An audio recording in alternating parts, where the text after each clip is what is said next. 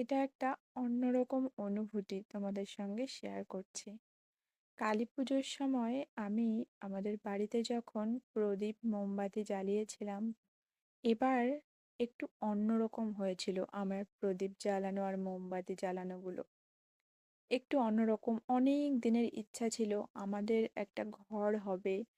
সেই ঘরে বা ছাদের ওপর দিয়ে টুনি লাইট জ্বালাবো, মোমবাতি জ্বালাবো।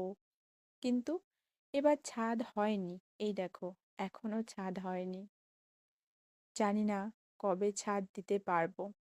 কেউ কেউ আছে, দেখতে পাই যে ছাদ দেওয়া হয়নি, তবু এসে কাটা ঘায়ে নুনের ছেটা দিয়ে যায়।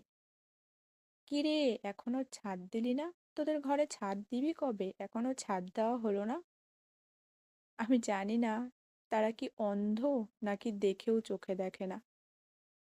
এদিকে আমার আর মায়ের মাথার উপরে ছাদ নেই, কষ্টে কিভাবে দিন কাটছে তারা না সবাই অট্ট হাসি